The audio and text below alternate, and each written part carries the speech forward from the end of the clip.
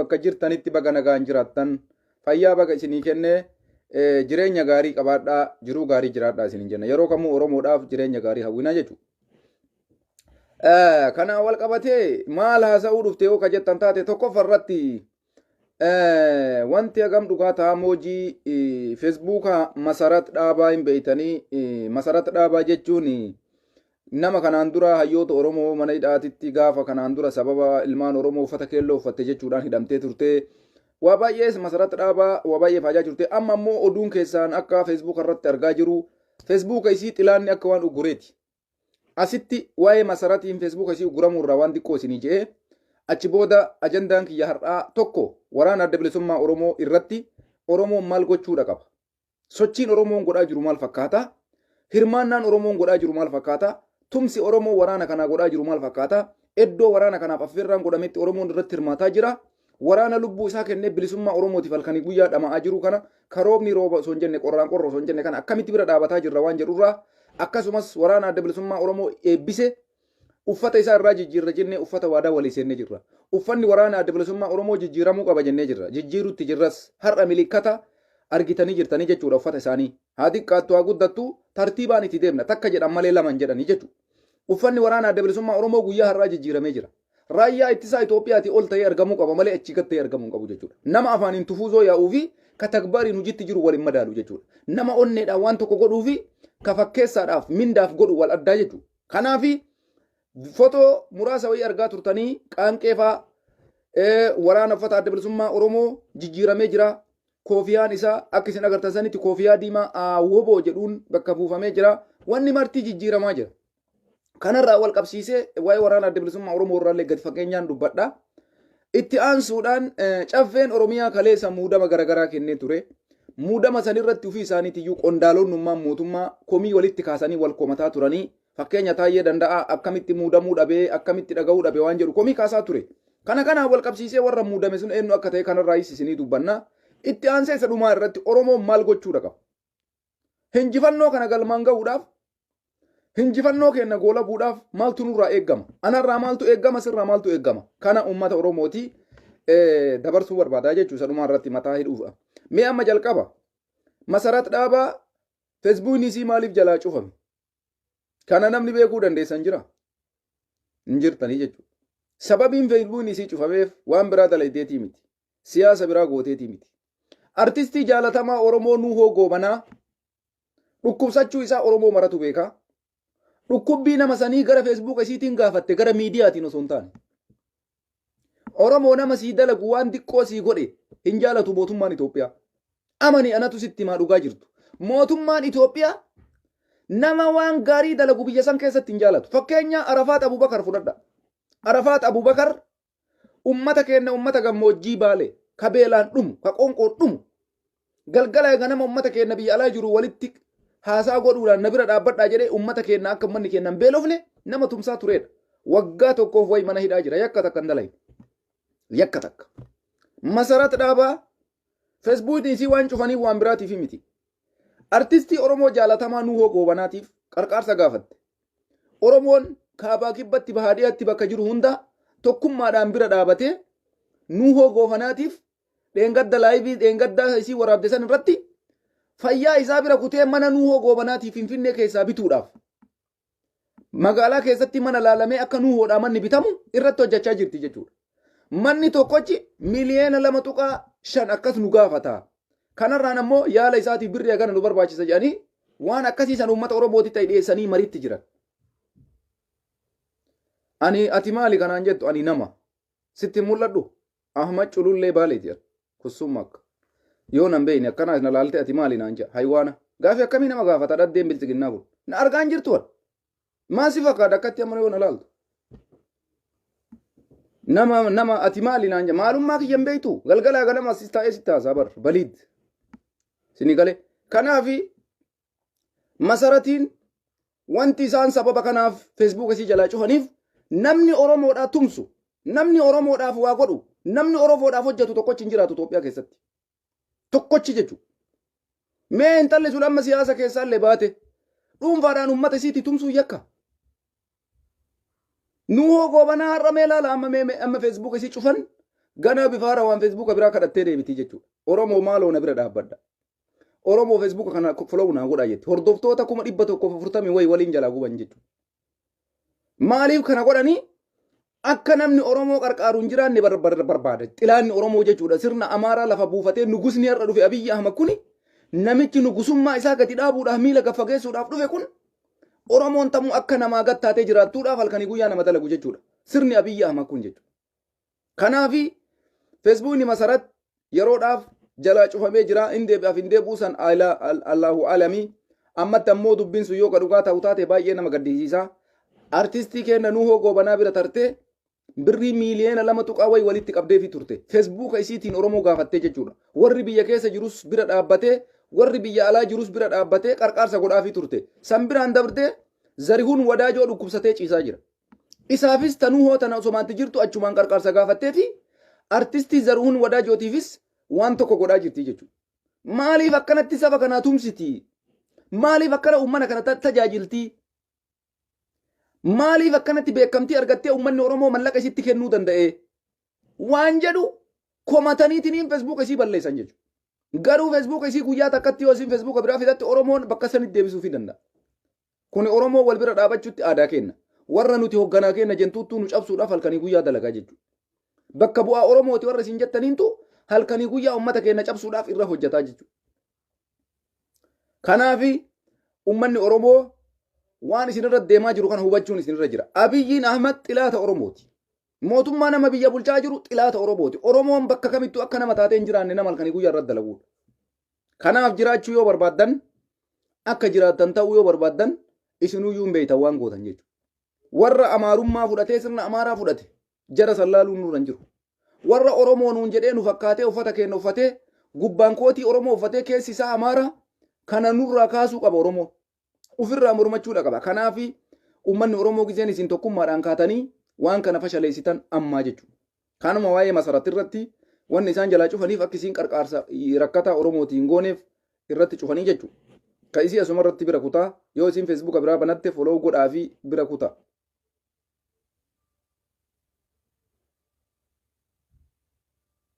Kanaafi wanti biraa ammoo wanti isiniin jechuu barbaadu kama sarata asuma irratti dhaabee waa'ee waraana adda bilisummaa Oromootitti tarraa. Ergaan ani har'a isinii dabarsuu dhufe waa'ee waraana adda bilisummaa Oromoo irratti jechuudha. Sochiin Oromoon godhaa jiru maal fakkaataa fi sochii waraanni godhaa jiru maal fakkaataa wal bira qabdanii yoo ilaaltan sochii bareedaadha. Tokko waraanni kaleessaa waraana adda bilisummaa Oromoo maqaa qofatu jira. Waraanni har'aa ammoo qabatamaan lafarra jira jechuudha. Ajajaa waraanaa har'aa qabatamaan biyya keessa taa'ee lolchiisaa jira jechuudha. Ajajaa waraanaa kaleessaa ta'uufiitti Keeniyaa taa'ee yookaan biyyoota Afrikaa biyya biraa keessa taa'ee an ajajaa waraanaati jedhee birrii nurraa sassaabee mallaqa kennaan taphachaa ba'ee jechuudha. Har'a sun marti kufee jira. Jaalmarroon, Jaalmi'oon, Cibraa Soddom hoggantoonni waraana adda bilisummaa Oromoo hundi isaanii yeroo har'aatitti dirree waraanaa dhaabataniitiin wareegama kafalanii lubbuu isaanii qabsiisanii saba kanaa qabsaa jiran. Uummanni keenya uummanni Oromoo tokkummaadhaan gadaa baanu warri biyya alaa jirru jechuudha. Jarri lubbuu fi qabsiisanii nu qabsaa jiran. Nuti ammoo tumsa barbaachisu waraana kanaa godhuun dirqama kenna jechuudha. Fakkeenya Minisootaa keessatti itti qabamee jira. Uummanni Minisootaa Oromiyaa diqqitti waan isin gootan isin eegaa jirra Oromoon hundi. Iddoo seenaa qabduudha Minisootaan. Iddoo kaleessa Jawaar Mohaammed Oromoo itti ijaaree Oromoon dalagaagee wayyaanee itti cabseedha jechuudha. Kanaaf uummanni Minisootaa seenaa dalaguutu isinirra jira. Irra deebitanii waamicha isinii dhiyaate kana Najaat Hamzaa fa'allee achirratti hin argamti. Namni baay'inaan achirratti argamaa hundi keessan bakka waamichi godhametti itti hirmaattanii akka irratti argamtan asumaan waamicha itti dhiyeessaa jechuudha. Uummanni Ameerikaa Minisootaa keessa jirta. Minisootaa jechuun Oromiyaa diqqittiidha akkuma beektan. Nuti har'a wanni nurraa eeggamu maali? Abiyyiin Ahmad waan fedhe haa jedhu, waan fedhe haasa'u, hojii keenyatti jabaachuudha qabna nuti. Kaleessa galgala yeroo taayee danda'a irraa haasa'u waan guddaa godheetii miti. Taayee danda'a waan aareef diqqoo isii sammuu isaa weeraruudhaaf malee waan ajandaa nuu ta'uu miti. Taayeen danda'a har'as boris haga lubbuun isaa keessaa baatutti bilchiginnaadha. Kanaafuu ajandaa godhannee irraa haasa'uuf osoo hin taane daqiiqaa takkaaf sammuu bilchiginnaa ho'isuudhaaf kaleessa akkasitti qallanne malee qabatama lafarra jirutti taayeen wanni biraa wanni dhufu takka illee hin jiru jechuudha. Tokko moojiin isaanii 8-8 sanii lakkoofsa afaan garaagara ta'e malee jechuudha. Kanaaf bakka isaa kennee osoo hin taane daqiiqaa takkaaf isa aarsuudhaaf warra isa jaalatu mataa weeraruudhaaf goone malee bakka guddaa kennineefi miti akkasitti hubachuu isinirra jira waa'ee taayee irratti jechuudha. Kabira ammoo amma wannan isinitti dhufeef waraana adda bilisummaa Oromoo argaa jirtan. Waan inni Oromoodhaa godhaa jiru, sochii inni godhaa jiru. Abiyyiin Ahmad eebbisaa jira. Waraana adda bilisummaa Oromoo eebbisaa jira. Eenyutu injifataan gara fuulduraatitti adda baya. Isinii gala. Abiyyiinis qabsootti jira, nutis qabsootti jira. Tigraayii qabsootti jira. Abbaa hinjifatu walumaan arguuf teenyaa jechuudha. Abiyyiin injifannoo takka kan qabu bara. Lollee lolchiisaadha akkuma nuyi bara. Guyyarraa waraana eebbisaa jira. Guyyarraa ijoollee maatii jalaa guuree leenjisaa jira. Kanaafuu mootummaa jechuun hin dandeessan. Abiyyiin mootummaa miti. Mootummaan Itoophiyaa mootummaa hin qabdu. Qabatamatti wanni isin beekuudha qabdan. Abiyyiin mootummaa Itoophiyaati miti. Namni isa filate takka illee hin jiru. Paartiin isa filate takka illee hin jiru. Ufii isaatii qawweedhaan injifadhe jedhee uummata kaan mataa qabee paartii kaan filannoo keessaa ari'ee kophaa isaa mootummaa dhaabadhaa jedhaa jira. Garuu dhaabachuu hin danda'u abadan. Mootummaan inni amma dhaabu fudhatama hin qabu. Sababiin isaa Abiyyiin lolarra jira malee mootummaa dhaabachuudhaaf dandeettii hin qabu. Lola hinjifachuu hin dandeenyerra jira waan ta'eef jalqaba lola hinjifatanii mootummaa dhaaban malee osoo lolarra jiru namni osoo lola hinjifatin mootummaa dhaabuu hin danda'u. Kana parsantii dhibbaan dhibbatti jala sararee uummata keenyatti himuu dhufeenarra jechuudha. Maaliif isinii madaaluu barbaachisaa? Marroo Dirribaatii fi Jeneraal Biraanuun Juulaa tokko. Isinii gala Itaamaajoor Shuumii Jalmarroo Dirribaa, Itaamaajoor Shuumii Biraanuu Juulaa. Lachuunuu tokko loltuudha, lolchiistuudha. Marroon hoggana waraana adda bilisummaa Oromoo walii galaati. Jeneraal Biraanuun Juulaan hoggana waraana Itoophiyaa walii galaati. Abbaa hinjifatu ammoo yerootu addanuu baasaa jechuudha. Kanaaf Biraanuu Juulaatu injifataa, Marrootu injifataa, dhufee Tigraayitu injifataa, kana gizeedhaaf dhiisa. Nam tokko namni Itoophiyaa keessatti aangoo qabu hin jiru. Biyyi diigamtee jirti. Anatu sitti majala sararee. Siyaasa yoo barbaaddan nu bira koottaa isinitti himna. Biyyi mootummaa hin qabdu. Shiftaa bulchaa jira bara. Shiftaa. Biyya shiftaan bultu keessatti Marroon Itaamaajoor Shuumii waraana adda bilisummaa Oromoo waliigalaati. Oromoo waliigalaa bakka bu'ee hoogganaa jechuudha. Biraanuun Juulaa waraana Itoophiyaa waliigalaa bakka bu'ee hooggana. Oromoon miiliyoona 60 Oromoon miiliyoona 60 sun yoo Jalmarroo jalatti hiriirte injifannoon ka'ennuuti. Yerootu adda baasaa jechuudha kanallee. Yerootu adda isinii baasa. Kanaafi Abiyyiin Ahmadis loltuudha akkuma waraana adda bilisummaa Oromoo lolchiisaa jira, lolaa jira. Injifannoo takkan galma isini. Tigraayis lolaa jira, lolchiisaa jira. Kanaafi Itoophiyaan mootummaa dhaabattee mootummaa qabdi gaafni jechuu ni dandeenyu. Gaafa lolli dhaabbatee mootummaan Itoophiyaa seeraan filatamee paartileen siyaasaa hundi filannoo keessatti hirmaatanii biyyi gara nagaatti deemtee lolli dhaabbatee dippiloomaasiin gadi bu'eetiin jedhe gaafa san Itoophiyaan mootummaa qabdi jennee bifa saniin itti yaaduu dandeenya jechuudha. Har'a Itoophiyaan mootummaa hin qabdu jechuudha. Kanaafi Oromoon kana beeytee biyya san keessatti injifannoon goolaba yoo kajettu taate aangoo argachuu qaba yoo kajettu taate waraana bosona jiru kana ijoollee kumaatamaan itti dabalamtee qeerroo leenjii fudhataa jirtu tana bira dhaabachuun dirqama kenna. Waan qabnu kiishii keenya keessaa tumsuufiin dirqama kenna. Dalagadhaa hundi keessanuu wanni isin hin jennuuf kanaafi jechuudha. Nama dalagatetuyyuu waa kennuu danda'a. Yoo hin dalaganne waan kennitu hin qabdu jechuudha. Kanaaf hundi keessan gara misoomaa. Dargaggeessi Oromoo diyaaspooraa jirtu, ka biyya Arabaa keessa jirtu, ka biyya rakkoon hin jirre keessa jirtan hojiirratti bobba'a. Hojiirratti bobba'a. Mallaqa keessan ammoo Oromiyaadhaan ijaaruudhaaf humna waraana keessanii waraana adda bilisummaa Oromoo kana ajajoota qaba, hoggana seeraa qaba, akka kaleessa achi qabii tan qabne dalagadhaa bakka jirtanitti. Yeroo keessan haasa'an hin fixina. Yeroo keessan oduutti hin fixina. Yeroo keessan waan argitanitti hin fixina. Mallaqa keessan gara hin taanetti ofirraa hin baasina. Anatu isinitti maan. Yoo guyyaa takka saba kanaaf birrii 10 kennite bu'aa sii qaba. Gulana seenaa keessatti yaadatamta jechuudha. Kanaafi waan qabdaniin bira dhaabbadha. Bakka waamichi waraana kanaa godhametti waraanni kun kiyya jettee ana bilisoomsuuf taaggalaa jira jettee ana fuulduratti oofuuf hojjetaa jira jettee bakka jirtu maraa waamicha irratti dhiyaachuu qabda. An amma asirratti maal dhaamuu barbaada? Qeerroo biyya Jarmanii anarraayyuu kaasee agarraatitti waamichi waraana adda bilisummaa Oromootiif godhamee akka koonsartiititti haa ta'u bifa miidiyaatiinis qophaa'ee wanni godhamee jiru. Kanarratti maal akka taatan warri Jarman keessa jirtan asumaan gaafii isinii dhiyeessuu barbaadaa jechuudha. Qeerroon biyya Jarman maali rakkoon keessan? Biloogii godhi nama waan arge si barreeddu. Asitti waamicha dhiyeessuu qabnaa jechuudha. Warri har'a waraana adda bilisummaa Oromootiin kontaaktii qabdan Jarmanii keessa teettanii bakka buutaniitiin uummata kana sochoosaa turtan. haga har'aatitti qarqaarsi waraana adda bilisummaa Oromootiif godhamaa jiru iddoo maratti godhame Ingilizitti godhame Faransaayitti haa xiqqaattu godhame Awustiraaliyaatti godhame Ameerikaatti yeroo 3-4 godhamaa jira. Warri Jarmanii jirtan asiin Noorwee, Swiidin, Hoolaand isinis dhaga'uu qabna. Isinis Oromoodha bara. Oromoodha isin martuu maaliif raftan callisanii harka keessan okota kaattanii birrii keessan kiisitti tuulattanii bilisummaan isin barbaaddan tami. Bilisummaa tam soqaa jirtan isin. Dachii kana mararra jirtan asiin Noorween Oromoon guutuudha akka funyaaniititti maal eegaa jirtan. Guyyaa takkatti qarqaarsi Noorwee irraa waraana adda bilisummaa Oromootiif guurame jedhu dhaga'een beekwan. Hoolaandiin irraa dhaga'een beekwan. Swiidin irraa dhaga'een beekwan. Jarmaniin guruppiidhaan haa jiraatu. Garuu akka konsartiititti godhamee mallayni Jarman keessatti walitti qabamee akka dheengadda Minisootatti walitti qabame sanii walitti qabame dhaga'een beekwan. Yoo dhaga'ee na jala tare natti hima. Kanaafi Oromoo afaaniin iyyaa bilisummaa barbaada jedhaa afaan bichaa wanni dhuftu takka hin jiru. Isinitti himaa. Injifannoo Oromoo wanni akka galman geenne godhe afaan qofa ta'uu kenna. Akkamitti waan tokko jirra oolchuu dadhabdariisi. Hoggana Oromootii anabaa odaa ummatan sochoosu. Waan tokkon qopheessu qophii hin godhu hirmaadhaan jedhuun ummatan kakaasu. Callisee taa'eetiniin bilisummaa barbaada.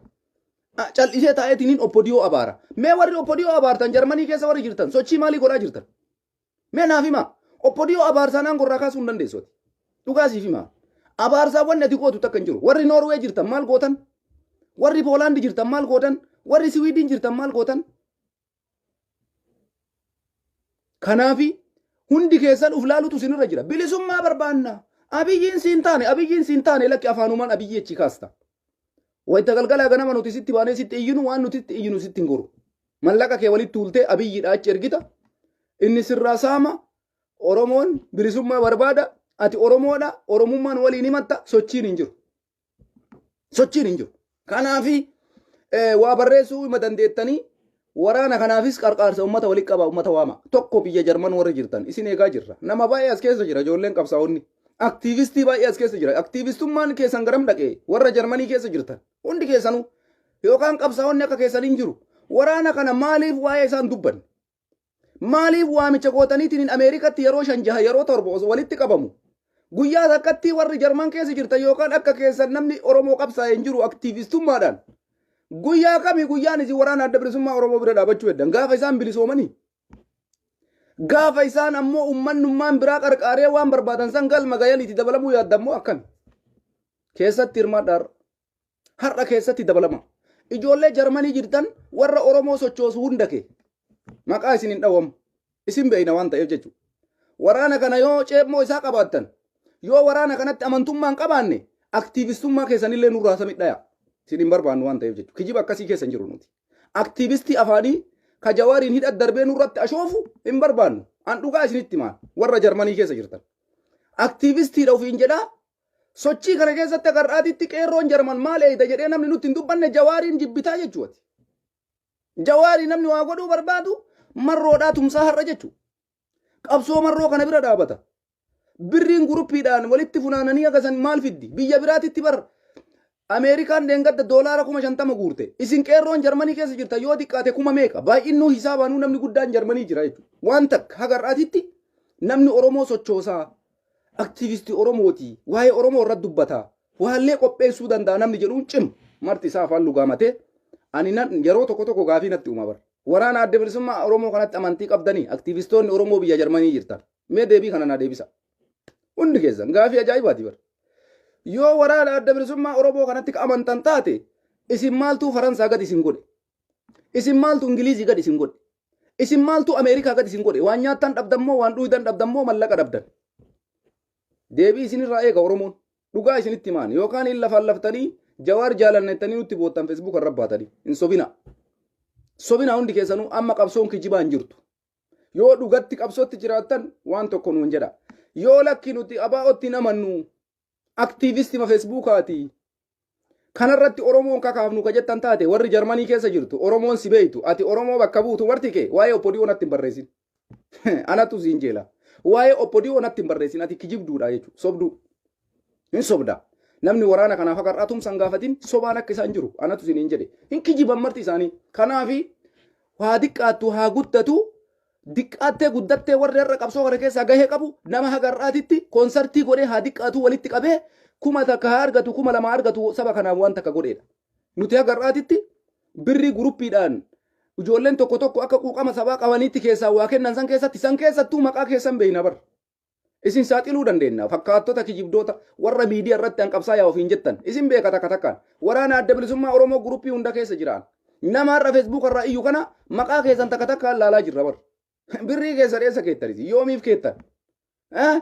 Injiru obbo booda ashururuun injiru eenyutu dhugaan saba kana qabsaa jira bakka jirtan malatti walirra qabsaa'uudha qabdan dhugaa isin hin jedhaa. Bakka jirtanitti nama naannoo keessan jiru isintu beeka. Facebook marra laaltanii namni sun sabboonaadhaa maali jettanii jalan fiigina. Hin kijibanii bakka jirtanitti mee ulaala. Namni har'a waraana adda bilisummaa Oromoo kanatti amanee guruppii keessatti wayita uummanni birrii kennuun kennine. Koonsartii godhee qopheessee qophii keessatti waan takkan goone ati dhugumatti bilisummaa Oromootiif dalagaa jirta qabsaa yaadaati. Jawaar Muhammadidhaa seene akka bibbaasuu yaadaa jirta ta'if natti hime. Natti himi ka Jawaariin jaalattaa jawwee koo jettaa yoo liif rabbaatu sirballee warra itti baasee sirbu jira ka waa'ee abaa on dubbanne maali hojiin keessan kaayoon keessan maali ilaalchi keessan ceephoo buufadha akka Jarmaniititti jechuudha. Guruppii hunda keessa jirra maqaa keessan hin beekne yoo maqaa jijjiirattanii waa godhaa jiraattan maqaan keessan nu ifaan haa ba'u. Nama an qabsaa jedhee qabsaa nuuf fakkeessu baay'ee argine ka keessi qullaa. Nama jabaa fakkaatee Facebook irraa iyyuu ka harki isaa qullaa baay'ee quba qabna. Warra akkasiisantu qabsoota hin laamshisse. Wallahi Oromoo waan dhugaa jirtu siif hima. Warri kijibaan Facebook irra waa barreessu takka takkaan kijiban. Hin kijiban hundi isaanii mee guruppii Oromoodhaa qophaa'e kana jarana waa takka isinitti himu'an. Nam tokko ani qabsaa yaada ofiin jechuutti afaanitti namni isa ga'u hin jiru. Hojii irratti garuu sifir. Sifir jechuun Arabiffaa beeka zeeroo geengoo jechuudha. Dubbiin yoo garaa dhayan fayyaa argatti jedhan. Sini galaami. Kanaaf garaa isii addaan dhayaa jirra. Kanaafi amma booda qabsoo ashururuu hin barbaadnu. Jawaariin jaalanna isin jettanis kijibaa isin hin jedha Allah. Anatu isin jedhe Jawaariin namni na caala jaalatu hin jiran jedhu. Atis namni na caala jaalatu hin jiru jetta. Garuu Jawaarii waa takka godhaa jirtu. Anatu si caalee argamee jechuudha. Si galee obboleessoo wal saalfachiifna kana. Waa'ee waraana adda bilisummaa Oromoo kuni eenyutu qabsoo kijibaa irra jiraa fi eenyu qabsoo dhugaa irra jira adda nu baasuuf deemaa jiru. Dhugaa isinitti hima Oromooti. Eenyutu qabsoo kijibaa irra jiraa fi eenyutu qabsoo irra dhugaa irra jira. Eenyutu yoo waa barreessu jabaadha. Eenyutu yoo Facebook irra beelii fi haasa'u jabaadha. Keessatti yoo gati buutee qunna gariidhaan ammoo hojii isaa laaltu sifir. Guruppii feete keessa dhaqi ilaalime. Warra Facebook irraa laalaa jedhee afaan dubbanu kanni. Maal godhaa jira? Birriin 2 irraa ba'aa jirti? Birriin 5 irraa ba'aa jirti? Birriin 10 irraa ba'aa jirti? Way ajaa'iba rabbii. Bilisummaa barbaadaa baruufi. Qabsaayaan isa caale hin jiru. Atis isa bichaa beeyta Facebook irratti garuu warra as bahee Facebook hin dubbannetu hojii dhugaatitti jira. Anatu isiniif hima. Kanaafi ani amma booda ijoollee Jarmanii keessa jirtan qeerroo miti. Warra Oromoo bakka bu'ee Oromoo sochoosu. Maqaa keessan takka takkaan dhooyineetiniin akka amma booda waa'ee Oromoo hin dubbanne isin goona yookaan ammoo dhugaa yoo Oromoo qabsaa jiraattan ummata walitti waama bakka maraa ummanni walitti bahee 1000 takkaa ta'u 200 ta'u waa guuraa jira isinillee socho'aa isiniin ja'an.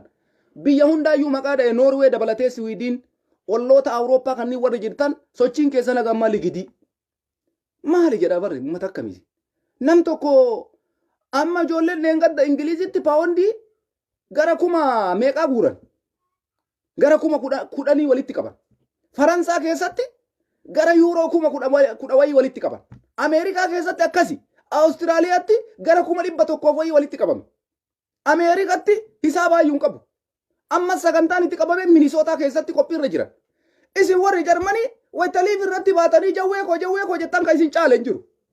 Yaa akii birriin sirraa baatee yoo maqaa waraana adda bilisummaa Oromootiin sirraa baatee iyyuu jette. Birriin teessuun sii barakatti bara. Barakaa sii argatti mallaa'inummaan sun. Afaaniin iyyiteef homaa nuun gootu obboleessoo. Nuti har'a nama afaaniin iyyuu miti. Nama waan dhugaatiif iyyuu barbaanna malee afaanumaan iyyitee wayitaliifii keetirraa gadi buutu wanni marti callifame. Sochiin hin jiru. Maal jechuu kun? Waan tokko godha hin haasa'inaa yookaan hin barreessinaa. Oppodiyoo jibbitanii jaalattanii abiyyii jibbitanii dhiistanii wallahi akka isin kijiba ooftan kanatti abiyyii achi sochoosuu hin dandeettan. Osoo akka keessanitti Oromoon marti ta'e salphanne iyyuu malee warra kijibdoota. Osoo akka keessanitti Oromoon marti ta'e warra an aktiivistiidha ani hayyuudha jedhu kanniin osoo Oromoon marti akka keessan ta'e salphanne iyyuu. An dhugaa isinitti hima sababiin isaa wayita Facebook irra waa barreessan namni isa caale hin jiru. Mee guruppii mara keessa dhaqee ilaalean hin jira warri amma haasaan kun tokkochi birrii 2 kennu. Maa kaattan teessan ta'ummanni kennu tana walii qabanii maqaa qeerroo ebaluutiin jaan teessanillee keessa makaa. sadaqadhaayyuu sadaqaalleen sadaqataan jirtanii waraana kanaafis isinirraa ba'an jirtu hojiin keessan Facebook marraa dubbachuu sanirrattu amma immoo waan silaa bu'aa qaburratti dubbachuu dhiiftanii taayyee abaartanii oppodiyoo yoo abaartan bu'aa nuun qabudha. Isinii galaa oppodiyoo abaaruuf abiyyi abaaruudhaan jijjiiramni hin dhufu. Nothing. Ofitti illee hin taphatin yookaan harka kee maradhu waan barreessini us jedhii taa'e. Akka Oromoon cal'isee jira jedhee nama biraa bakka buuse ummata kana sochoosu goonaa jechuudha. Yookaan afaanii waa barreessaa qeerroo biyya akkasii jirtu jedhaa hojiin hin jiru. Baay'ee eegee ture. Ijoolleen Jarman waraana adda bilisummaa Oromootiif waan takkallee taatu nama muraasallee taatu walitti qabamee amma tokko waa godhan jedhee eegee ture. Hin jiru mee laala. Yoo balleessee jedhe yoo sobe kunuun argaa Oromoo. Ani kijibaaf qabsaa hin jiru. Kijibaaf qabsaa hin jiru. Waan danda'aniin godha. Godhaa jira sammas ammoo. Isinii galee kanaafi fakkeessaan kutee jira zabanni sun. Yoo qabsoo jiraattan ayyee qabsoo jira. Yoo karaa nagaa irraa qabsoo irraa baane jettan Oromoo ta'uu keetiin ammoo waraana kana qarqaaruun dirqama. Yooma Facebook irratti baatee dubbachuu baatte ummanni kunis Facebook irratti ba'ee dubbataatiin jiru bar Oromoon kumaatamaan birrii guuru kuni warruma akka nagaan dalagateetiin jiraatutu saba kiyya jedhee saba isaa kanaaf waa kennaa jira. Simaa garaa si nyaatti. Garuu Facebook irratti namni ummanni beeku si. Sochiin kee maal laaffatire? Kana isiniin jechuu barbaada. Jalqaba wal tuttuuqnee wal sirreessinee achi booda waa'ee oppodiyoo dubbachuun nurra jira. Oppodiyoo karaa qabu yoo barbaadde waraana bosona jiru san jabeessuu barbaachisa. Ati gara geetii goote. Waan sirraa eeggamu goote gaafii waraana san gaafattaa jechuudha. Akkas turree barkaleessa OMN miidiyaa keenya jennee itti amannee Oromoo. Akka miidiyaa Oromootitti bira dhaabbannaami. Yeroo OMN waa balleessu irratti duullee waan kana maa gootee jennee sirreeffataa turre.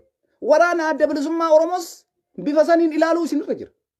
Hin qarqaartaa waan barbaachisuun gootaa fi gaafii dandeettee gaafachuullee mirga qabda. Waraana keeti waan ta'eef. Si bakka bu'ee socho'aa jira waan ta'eef maalitti naa jirta maal gochuu jirta? Sochiin kee maalii? Jetteetiniin waraana kana gaafachuu mirga qabda. Warri saantibii takka waraana kanaan kennin maqaallee balleessuu mirga hin qabdu, jecha takkallee jechuunii mirga hin qabdu, waan fedhe yoo godhe sin ilaallatu jechuudha. Warruma har'a isa bira dhaabatee ati xiqqaattaa guddattu isaa tumse kanatu iyyuu galata qabaa jechuudha. Kanaaf har'allee taanaan bakka jirtan maratti mee ulaala. Oromoon kutaa kam keessaa iyyuu dhabamtee hin beektu. Oromoon biyya kam keessaa iyyuu dhabamtee hin beektu. Bakkuma jirtanitti sochii godhaa jiran. Ummanni biyya faranjii keessa jirtan ammoo maali rakkoon keessan? Warri Afrikaa keessa taa'u iyyuu waraana kanaa tumsaa jira. Warri biyya faranjii keessa jirtan dammaqaa ergaa kiyya waraana adda bilisummaa Oromoo waan yeroo kamiituu caalaa har'a akka malee cimee sadarkaa itti sodaatamurra jira jechuudha. Akka malee cimee.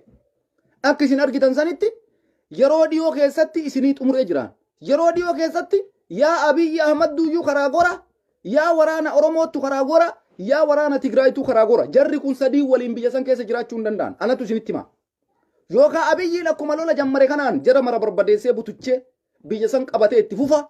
Yookaan waraanni isaan lolaa jiru kun isa barbadeessee qabatee itti fufa malee mootummaan Abiyyi Ahmad dhaabatu takka illee hin jiru. Namni dubbiin siin galiin sii hagaltu kun akkanatti ifa baafnee sitti himaa jirra.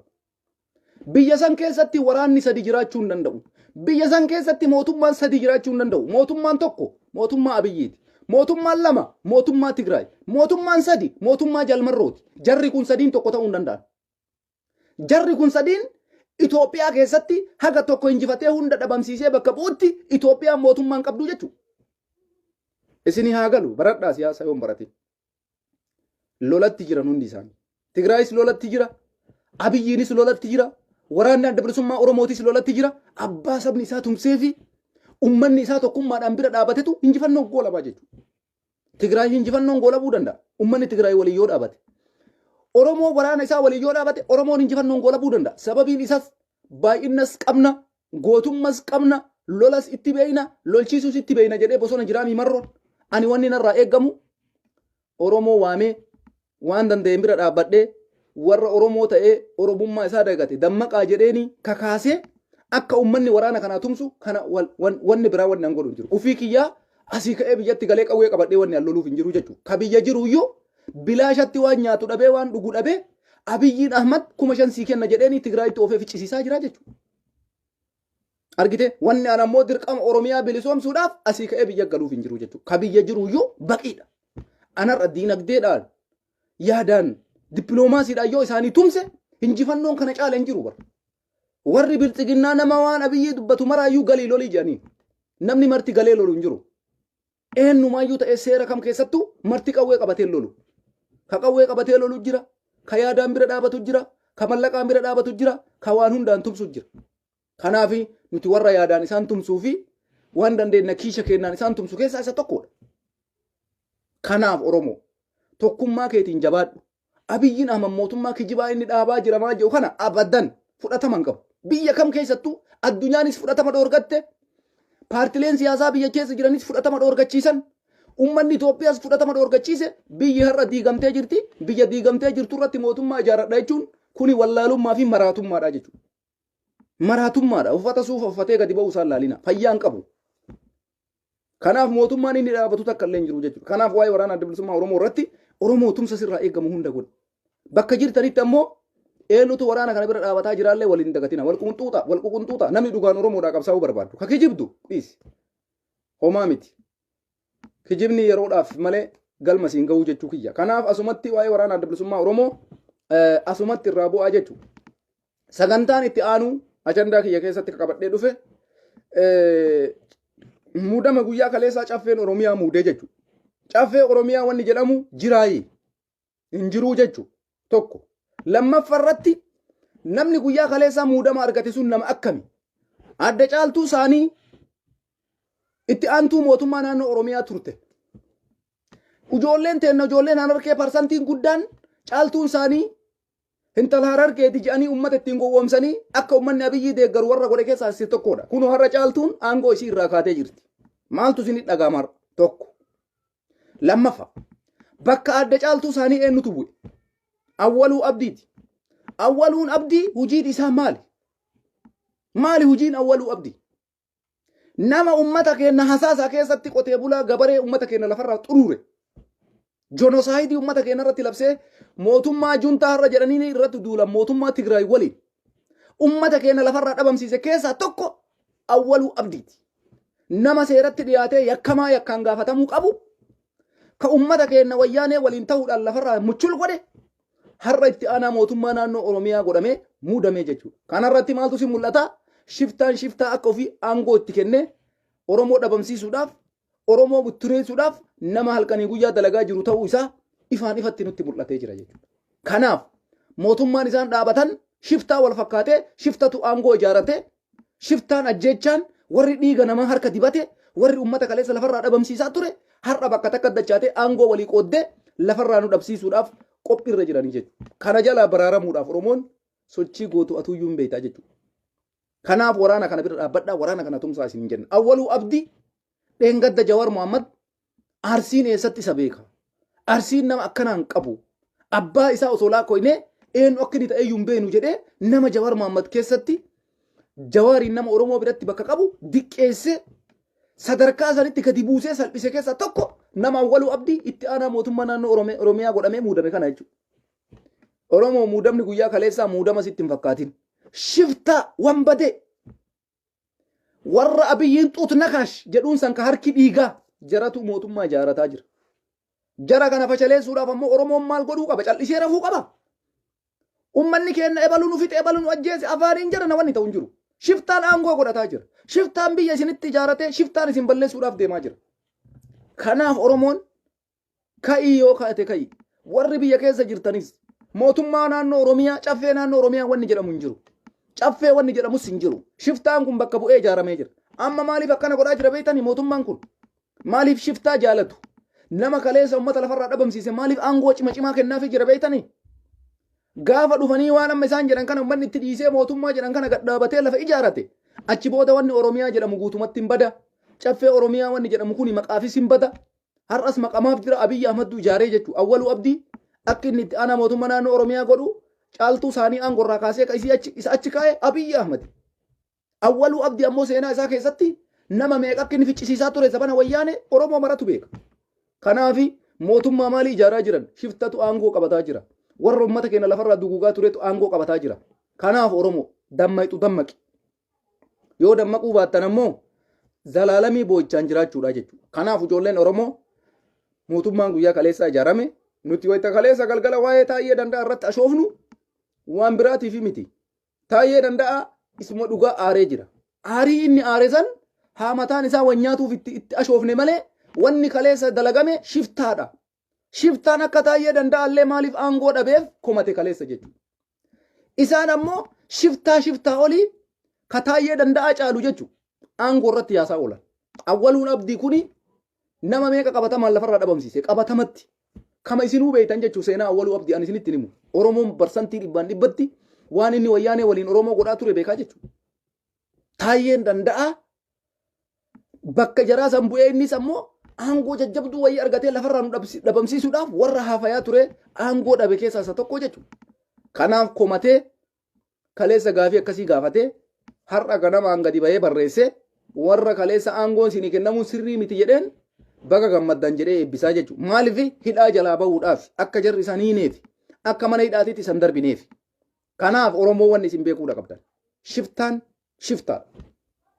Wambateen awwaluun abdii ta'ee caffee Oromiyaa san keessa warri jiru warra uummata akka waa'ee Oromoo hin beeknedha.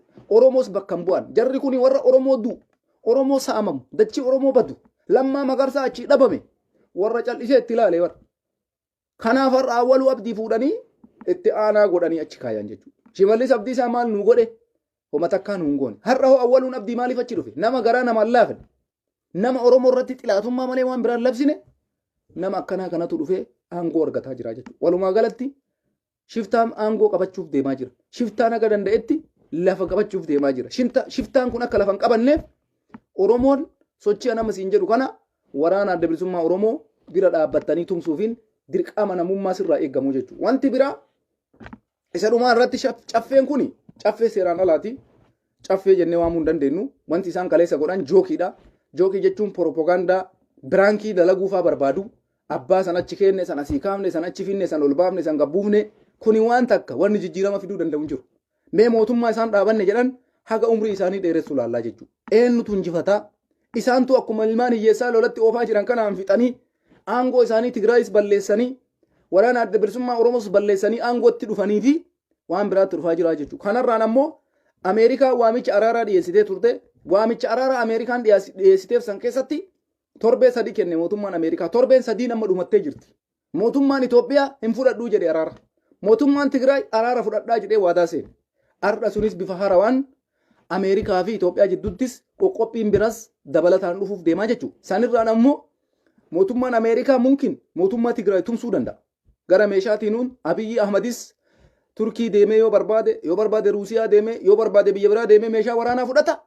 Ameerikaanis meeshaa waraanaa isii Tigraay kennuu dandeessii jechuudha. Gaafa Tigraay meeshaa gahaa harkaan gayaate gaafa san nama karaa goruu laallaa jechuudha. Warra har'a mootummaa caffeeti jedhee nama nurra ijaarrataa jiru kana karaa goraa fi Tigraay jarri balleessuu deemanii fi waraana keenya waraana adda bilisummaa Oromootu karaa goraa san yeroon adda nuu baafti jechuudha. Kanarraan Ameerikaan gaafii gaafatteef mootummaan Itoophiyaa kufaa taasisee jira. Araaratti hin dhiyaadhu jedhee jira. Wanni amma araara jedhan sun soba deebiin mootummaan Itoophiyaa deebise araarri hin jiru hin lolaan injifadha jedhee murteessee jira. Lolaan ammoo addunyaa nagana caalaa teettee mootummaa Itoophiyaa laaltinatti hin fakkaatu. Walumaa galatti wanti kana booda dhufaa jiru waan ulfaataadha. Mootummaan Tigraay Dabratsiyoon guyyaa kaleessa haasaa dheeraa godhe keessatti wanni takkatti nama nu barbaachisu wanna itti jirru kana cabsinee keessaa ba'uu qofa jedhee murteessee jira mootummaan Tigraay illee jechuudha. Cabsinee keessaa ba'u jechuun yaa badanii baduu yaa isa balleessanii gara tokko citu. Kan malee wanni biraan jiru har'a intarneetiin hin jiru, ifaan hin jiru, baankiin hin jiru. Tigraay guutumaan guututti ukkaanfamtee jirti. Kana keessaa bahuudhaaf lola uf duuba deebiin qabne goone injifannoo leenjii waraana gahaa goonee jirra. Waraanas gahaa qabna amma ammoo akka goone shiginne waan kana keessaa bahuun dirqama Tigraay jedhee uummata Tigraay hundaa waamicha godhee jira. Bifa haarawaan lolli biraa jalqabuuf deema. Lolli OAN lolli OPDO fi bilchiginnaallee bakka takka dhabamsiisu. Kanaaf Oromoolleen ammoo uf qopheessuun dirqama keessanii jechuudha. Tigraay waadaa walii seenanii jiran. Kaleessa Dabratsiyoon parsantii 100tti cabsinee keessaa bahuu qabna jedhee cabsanii keessaa bahuuf itti kutatanii humna waraanaallee leenjifatanii qaban walumaan laalla jechuudha. Har'a nutis ammoo waraana adda bilisummaa Oromoo cabsinee keessaa bahuun nurra jira. Caffee Oromiyaa jarri jedhan san nutu dhaabbachuudha qaba. Oromoon mataa isaatiin jechuudha. Warra dhiiga Oromoo lafarraa xuuxure kana abadan caffeen inni nurratti ijaaratu hin jiru. Kanaafi isa dhumaa irratti Oromoon maal gochuu qaba waan jedhu irratti jechuudha. Oromoon maal gochuudha qaba. Oromoo tokko jiraachuu yoo ka barbaadan taate akkanas jechuus hin barbaachisu. Tokko warri biyya alaa jirtan waraana kana tumsuudha. Yaadaanis kiisa keessaniinis mallaqaa jechuudha. Tokko kana wanni nurraa eeggamu.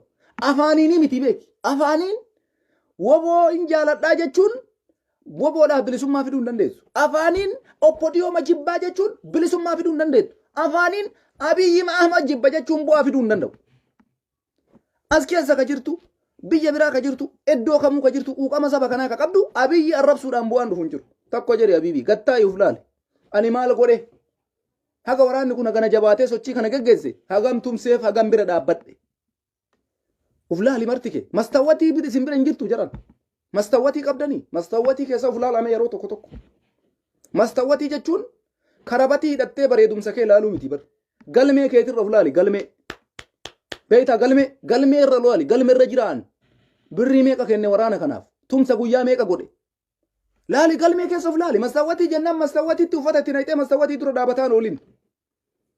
Taajuu gowwaanaan jedha qisanaam ilma Abiyyi ta'e. Kanaafi galmee keessa uf laala uf qulqulleessaa jechuudha kiyya. Kanaaf Oromoo falli sirraa barbaachisu takkattiin wambadeen mootummaa ijaarachuu deemaa jira gumna isaatitti. Kophaa isaatitti. Kanaafi mootummaa inni ijaaru kana dura dhaabbachuudhaaf nuti warra alli jirru yoo tokkummaan dhaabannedha. Wayita kana gootan wayita waraana keenya waraana adda bilisummaa Oromoo woboodhaa tumsitan akka nama Jawaariin faa hidhaa baaseetitti uf laaluu sirra jira jechuudha. Jawaariin jaaladha jedhaa lakki awwabootti namanuu yoo jette ati dhugumatti wallaalaan akka keetii hin jiru ana biratti. Akkasii si fudhadhaan. Wallaalaan akkasii hin jiru. Jawaariin kaleessa waggaa tokko guutuu hiriira deemtee bu'aan arganne. Falli itti Jawaariin hidhaa baasuu dandeessu ka biraa hin jiru. Qabsooftee ijoollee Oromoo warra isa jaalatan gara qabsootitti waamtee akka inni injifannoodhaan ijoolleen sun qoolabanii Oromiyaan bilisoomtuuf qabsaa'e malee Jawaar lubbuu isaa bilisa baasuufi miti. Lubbuun isaa bilisummaa jala turte bara. Lubbuun isaa kaleessa Ameerikaa keessa turte bara. Koloraadoo biyya guddatte keessa jiraataa ture. Nama bilisummaaf jedhee ummata isaa bilisoomsuudhaaf biyya galee azzabamaa jiru malee nama ofii isaatti lubbuu isaa bilisoomsuudhaaf hidhaa jiru miti. Baqqalaanis Hamzaan Booranaatis isinii galee hundi isaanii jechuudha. Kanaafi tokkummaadhaan jabaadhaa. Tumsa godhaa Oromoo. Oppodiyoon siyaasa keessan keessa parsantii 90 oppodiyoodhaaf kenna. Oppodiyoo kararraa qabuudhaaf parsantii 190 oppodiyoodhaa kenna. Parsantii 10 hafte ummata Amaaraa jettanii bakka kennitanii waan guddaa isinii fakkaatu kana parsantiin 10 itti guddata jira. Parsantiin 10. Gaafa nuti oppodiyoo kararraa qabnee waraanni keenya waraanni adda bilisummaa Oromoo Finfinnee miilaan ijjate. Miila keenyarra kufanii miila dhungata waraana adda bilisummaa Oromoo. Kanaafi qabsoo keessan keessaa parsantii 90 oppodiyoo irratti xiyyeeffachuu isinirra jira. Waraanni adda bilisummaa Oromoo illee jechuudha. Hundee keessaa oppodiyoo funaana. Oppodiyoo woboo isiniin jechuu jira bara. Hundee keessaa waraana siyaasa keessan parsantii 90 oppodiyoodhaaf kenna. Gaafa oppodiyoon karaa gorte nama ergatu dhabaa jechuu Amaarri. Gaafa oppodiyoon karaa gorte nama ergatu dhabaa jechuu Abiyyiin Ahmad. Gaafa nama ergatu dhabe ufii isaatii sitti dhufaa jechuu. Gaafa ufii isaatii sitti dhufe waan gootuun beektaatu. Sii galee kanaaf jara salila suutuma suutaan jala akka namni qoree buqqisaa deemutti jala san jala yoo buqqiste Abiyyiin Ahmad ufii isaatii dhufee sii duran dhaabatu. Xayyaara isaa keessa bu'ee ofirraa baafataa jechuu. Kanaaf parsantii 90 siyaasa keenya keessaa parsantii 90 oppodiyoo irratti xiyyeeffachuu qabna jechuudha. Kana godha. Kanaaf Oromoo tokkummaa jabeessaa afaan bichaan ta'inaa warri Oromoo dura buutanii Oromoo sochooftanis waamicha dhiyeessaa waamicha godhaa. Kanaafi waqasaman billaahi ani isinitti maan parsantii 90 wanni isinii godheef ummanni Amaaraa parsantii 10 nutti hin fudhatu. Oppodiyoon Oromiyaa keessaa sirna Amaaraa leellistee dhagati dhaabuudhaaf halkanii guyyaa burjaajooftu tana ganda keessaa godina keessaa aanaa keessaa woboon funaanee gaafa fixe warra federaalaa kanatu dhufa. Gaafa kana jarallee karaa qabda. Achi booda eenyuun ergata oppodiyoon gaafa oppodiyoo karaa dhabamsiifne namni ergamuuf hin dhabama. Oppodiyoo yoo jennu ammoo maraa miti bar.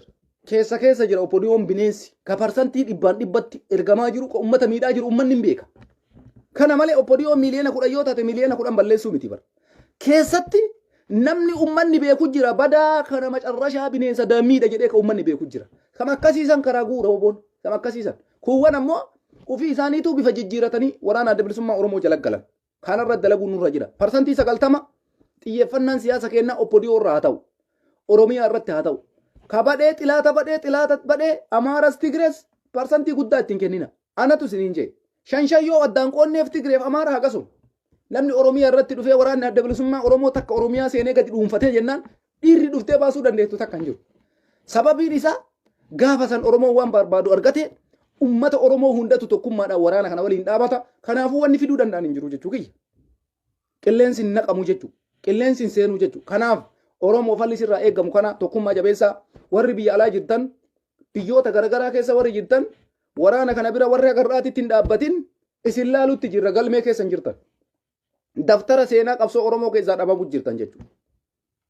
Nama baay'ee qabna namni biyya keessa taa'ee Oromoodhaa Facebook haasa'u. Garuu uummata naannoo keessa hin jiru walitti qabdanii maa Oromoodhaa waan goone. Kana keessa ulaaluun dirqama keessanii jechuudha. Kanaaf akkasitti galatoomaa fayyaa ta'a.